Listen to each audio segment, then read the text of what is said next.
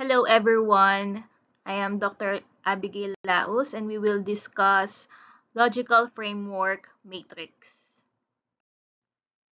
After this session, you are expected to differentiate a problem tree from an objective tree analysis, to define the logical framework, to enumerate and differentiate all the components of a logical framework, and to build a logical framework matrix. So before we start to formulate a project, we need to analyze the current situation or by doing the problem analysis. Okay? In order to analyze the problem, first you identify all the objects that has an effect, to the problem, and then you have to identify all the partners and stakeholders that have an influence to the implementation and results of the project. And eventually, you need to identify and build the hierarchy of problems.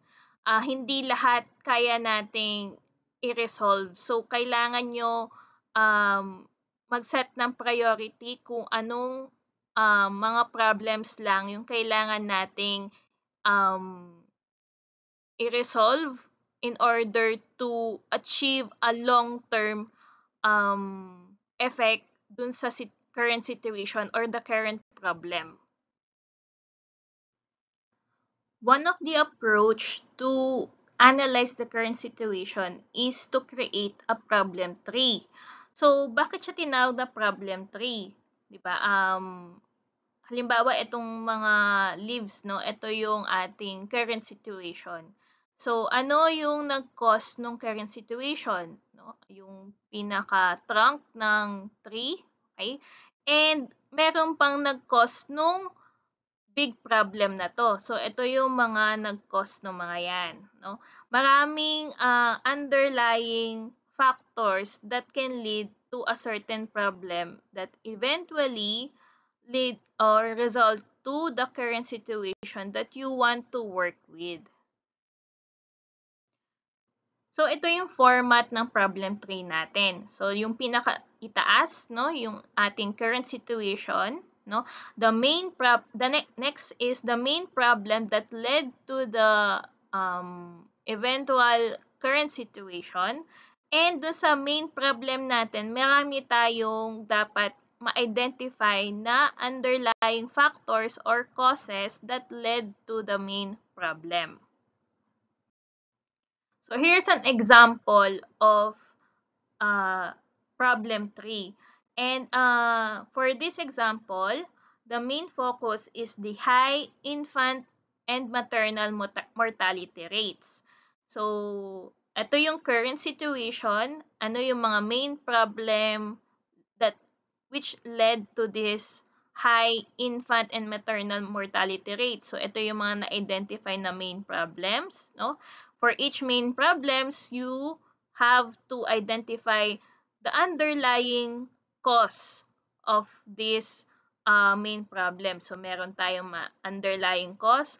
And sa mga underlying cause, meron ka pa dapat ma-identify na mga factors that led to this situation.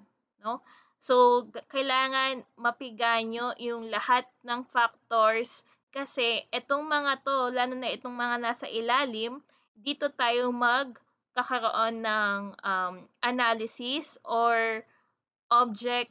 Ito yung mga object of analysis natin na pwede nating gamitin para sa creation of the activities, na tingin natin makakatulong para mapababa yung infant and maternal mortality rates. You cannot do an activity na diretso dito, Dapat dun sa pinaka ilalim pa, yung most underlying cause, dun tayo dapat mag-work para, pataas yung effect niyan. Papunta siya dun sa main current situation natin.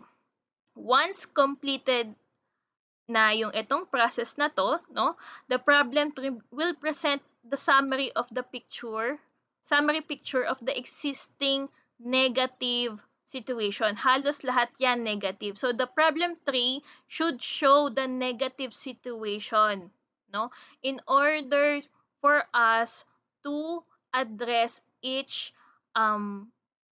event or health problem. So dito no, again yung format natin ng problem tree no, yung pinakababa yung mga cause and eventually paakyat yan papunta tayo sa effect. Next naman no, after you formulate your problem tree analysis, you proceed to objective analysis. In this step, you have to describe the future scenarios to address the problems you identified from the problem tree analysis. And from there, you can identify or verify the objectives hierarchy. Sino yung una mong i-address and then the next and then eventually ano yung last or the main goal of the project. And then lastly, to clarify no, using a diagram ulit or in a tree format, the means and ends relationship. So how do we address the problems into our project objectives? So again, no, sabi nga natin lahat ng negative events or situation dito sa problem tree analysis natin, and in order to transform it into objective, kailangan lahat positive na, no? Halimbawa, dito sa high infant and maternal mortality rates, no? Gagawin natin positive, no? To reduce the infant and maternal mortality rates. Next example, high incidence of acute birth complications. Gagawin natin positive to reduce the incidence of acute birth complications. Last example, birth complications diagnosed late or not at all. Gawin natin positive to increase or to diagnose early the birth complications. Ayan, sabi nga natin na naka-tree format pa rin tayo, no? So the format of our objective tree, no? First, yung ating expected or the main goal of the project, no? How do we derive from to our main goal? We have to again no enumerate the purpose of the project in order to meet the expected or the effect of the project, no? And then after doon, no, para ma-meet mo naman yung purpose mo, ano ba yung ine-expect nating results ng ating mga na-identify na objectives. So, balikan natin yung ating transformation from problem tree to objective tree. So, again, no, kailangan lahat on a positive note. So, kung meron tayong na-identify na high rates of infant and maternal mortality, no, you want it to be reduced. Okay? Halimbawa, we have a low attendance of the mothers coming into our clinics. You can increase the attendance no by education, awareness, yung mga yan. If we have an insufficient drugs available at our clinics or pharmacy, make it more sufficient and more available, no? Low staff skills, we want it to be improved. So ito yung ating objective 3. So kanina sa problem 3, 'di ba? From cause to effect. Dito sa objective 3 naman, from means towards the ends, no, or the results of the project. So our next step is put it on a writing, no, by creating the logical framework, or also known as log frame. This approach helps you identify and analyze the given problem and to enumerate all the objectives, no, and activities that need to be undertaken no, to improve or to answer the main problem. So what are the components of a logical framework? So first, the hierarchy of aims. No, this includes the purpose, the general objective, and activities and results.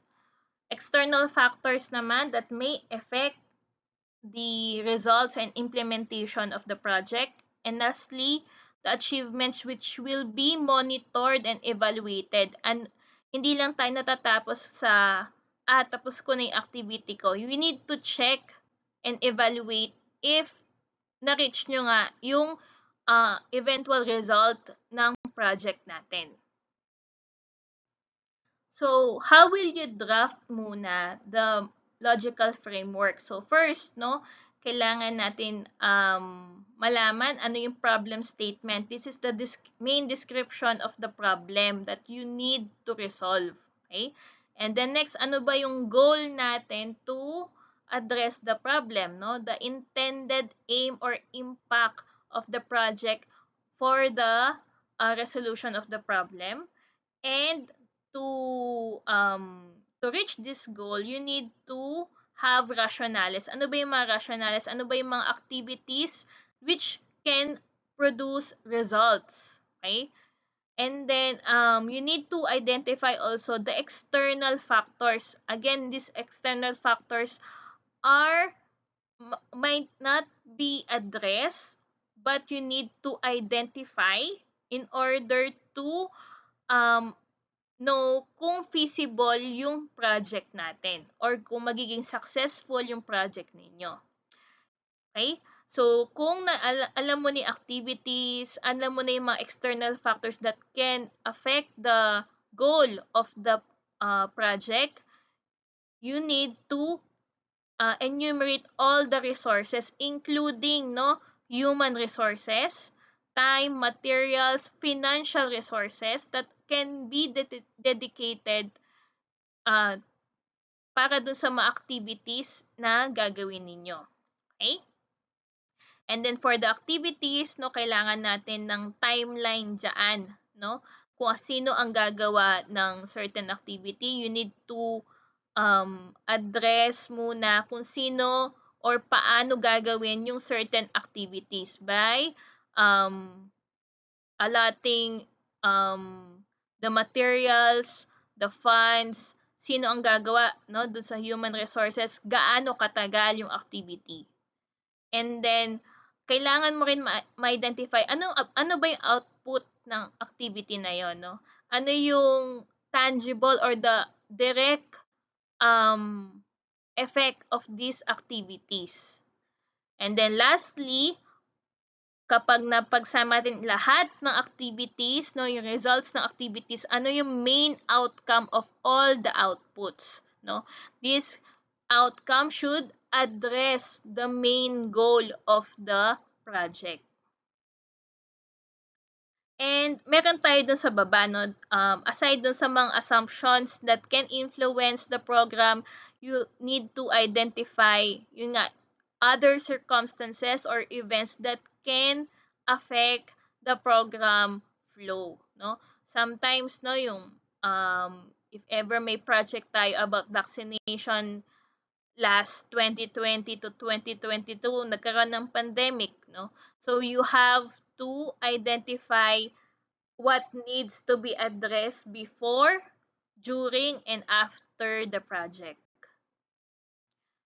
So, ito yung log frame matrix. Naka-table yan, So, you need to enumerate all the objectives, the purpose, the results, and the activities, And then, next column naman, the indicators, Ano yung magiging indicator mo per objective, purpose, and results. Sa activities naman ng indicator dito, yung ating nagawang gagawin nating means or specific action to address the activities. Okay? The sources of verification naman, in order to create these objectives, purpose, and results, kailangan may basis kayo, data, no? Kailangan nyo ng baseline information in order to know if meron naging effect yung project nyo dun sa problem. So, kailangan may before and after tayo na effect. Okay? And then, for the activities, dito nyo ilalagay yung costs, no? Yung financial aspect ng project. Sa assumptions naman, no, meron tayo dapat ilista ng mga certain external factors that may affect, no, the indicators or the objectives, purpose, and results. So, kailangan nyo rin yan ilista. Ano naman tong precondition? Mamaya, no, di-discuss natin. So, balikan natin yung hierarchy of aims. So, meron tayong goal, purpose, outputs, and activity. So, magkakaiba yan in writing. Okay? So, i-differentiate natin yan isa-isa. Yung goal natin is a statement which answers the main current situation lifted from the problem tree. This is also known as the overall objective or developmental objective. Okay? Next naman, purpose or the immediate objective. You can write it, no? You can identify your purpose by asking the question, how will this goal be achieved, no? Hindi lang din iisang statement si purpose. Pwede kang mag-formulate ng maraming purpose to achieve the main goal. Okay? And you can identify your purpose again, no? Doon sa ating problem tree. Outputs or results, or also known as results, these are the deliverables through which the purpose can be achieved. So, ano yung mga gusto mong maging output, no? In order to say na yung purpose ng project ay successful, no? Or na-achieve nyo or meron tayong tangible na resulta. Okay? And lastly, no, activities. These are the main, no, elements or the component of the project through which, no, yung outputs ninyo or gusto nyong resulta ay magawa ninyo, no, through activities. So, ang next component naman ay mga indicators. So, ano ba itong mga indicators na to? So, all of our indicators should be SMART or ang ibig sabihin nito, specific, measurable, available, relevant, and time-bound. So, paano tayo mag-formulate ng indicator natin? Example, no? To reduce the rates of infection among babies and infant in Barangay Kamuning. So, halimbawa, ito yung ating purpose, no? So, ano magiging indicator niyan, no?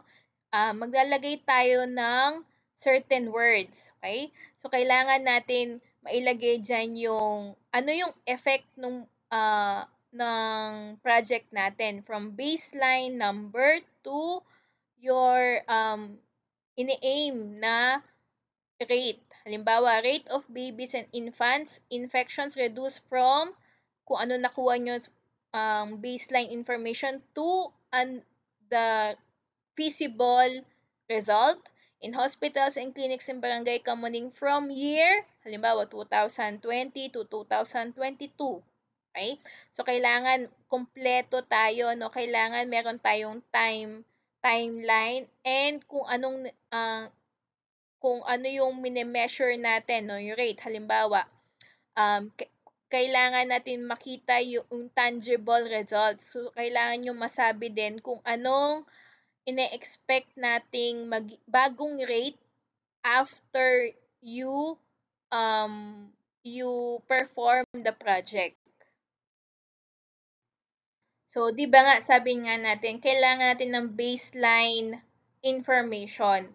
So, itong baseline information or also known as the sources of verification will help you understand no, kung ano lang yung extent ng project natin. Siyempre, hindi natin pwedeng maglagay dyan ng sobrang layong, layong results dun sa current situation. Halimbawa, we have a 50% infant mortality rate. Gusto mo, 0. No?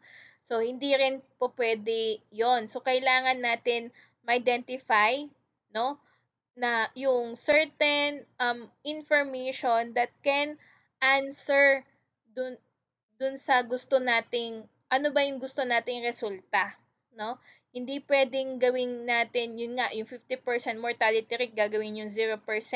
Eh kung hindi niyo na-achieve yung 0% mortality rate, ibig sabihin ba nun unsuccessful si project, right? So kailangan natin malaman kung ano ang feasible or the possible results of your project. So, to identify the sources of verification, you need to answer these questions. Number one, meron bang mga external factors that can be or the external sources that are already exist, no? Meron ba tayong mapagkukuhaan ng information? Second, meron ba ang information ba natin ay specific enough to answer all of our purpose or kailangan ba muna natin mag-survey? Okay? Yung information ba natin ay reliable ba or accessible ba natin, no?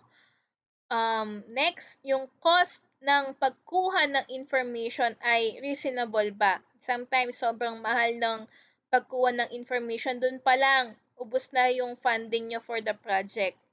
And lastly, should other sources be created? Halimbawa nga, wala tayong hindi enough yung information or the baseline information that you need for the project. Kailangan nyo ba muna magpa-survey or kailangan nyo munang kumuha ng separate research study in order to have the enough information. So other important component of your log frame matrix are the means and costs. So again, no, yung means natin, these are your human resources, the materials, the services, no, that can be used to complete the activities of the project.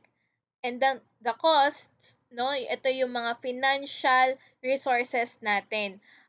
Saan tayo kukuha ng financing, anong mga offices ang kailangan natin itap in para sa project na to. Okay, next naman, the last column of our log frame is the assumptions, no? Pero meron din tayong nabanggit ko kanina, no, the preconditions. Now, there are several external factors lifted from your problem tree na hindi mo naman lahat ma-address dun sa project mo, no? So, kailangan mo rin yon ma-identify, no? These external problems na hindi naman sakop ng project mo can be named either assumption or as precondition. So ano bang ibig sabihin ng assumptions? No, these are external factors that are that cannot be controlled, no, outside the project. They have an immense influence dun sa results ng project ninyo. So ano bang example ng mga assumptions natin? So first, no, yung macroeconomic condition of the region, no? Halimbawa, gusto mo magpa HIV testing in this kind of region, eh wala naman tayong mapagkukuha ang sources for funding, walang skills yung mga staff, no? Next, institutional political conditions. Minsan meron tayong kailangan idaan yung mga project natin sa mga politician, and if ever na hindi yon yung kanilang kanilang priority, no? Magkakaroon yan ng effect do sa project ninyo. Next, ecological conditions. Gusto mong magpa-vaccination drive in rainy season, no? Ano magiging effect ng rainy season dun sa results ng vaccination drive mo? Halimbawa, November, no? Flu season 'yan, okay? So um, magkakaroon yan ng effect dun sa result ng vaccination drive mo, okay? Next naman, socio-cultural frame conditions. So there are certain culture na or social manners sa isang region na hindi ka basta-basta implement ng projects ninyo. Halimbawa, gusto mo ng project free condom distribution. So, meron yang effect dun sa culture and social norms ng region natin. So, baka mag-fail yung project. So, ito naman, preconditions. These are factors that must be addressed, no, bago mag-umpisa yung project.